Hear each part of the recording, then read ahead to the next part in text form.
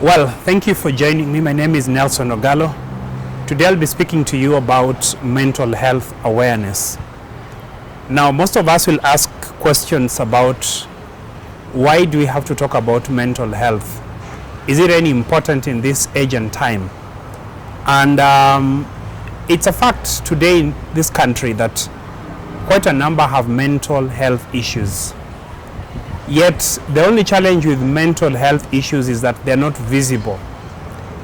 Their symptoms are not seen openly.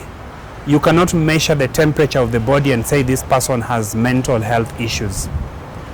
And so you have to probably observe this person closely and see some habits that change them, that make them look different. And so I would want to let you know that mental health awareness is all about the well-being of a person emotionally, psychologically, and so you have to make sure this person is in all these three spheres of his life. He is well in every way. Now, for today, I'll only tell you some of the disorders that are associated with mental health. So these three common disorders that if you look at them, they will show you that this person A or B is suffering from mental health challenges.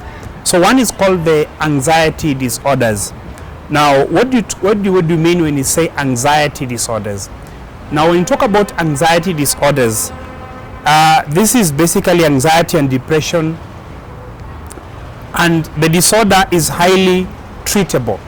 First of all, it's hopeful that we are able to treat this, but just around 37% of those affected actually receive treatment because they do not have access to these places, because people fear talking about mental health issues. So basically, some of the symptoms that come along with anxiety disorders include excessive worrying. You're so worried about something that you don't even understand. You are feeling agitated easily. You get angry so fast. Restlessness. You become so restless. You also become fatigued very easily. The tense muscles and difficulty in sleeping. You cannot sleep at night. You have panic attacks. All these are showing that you have anxiety disorders. Secondly is major depressive disorders. So major depressive disorder is a leading cause of disability in America, as they say. Now here in Kenya, this disorder is more prevalent in women than men, such that you have a depressed mood. So you're all moody all the time. You don't even want to talk to anyone. You lock yourself inside a room and you just want your own space. And then you have diminished interest in pleasure. All of a sudden, things that interest people do not interest you.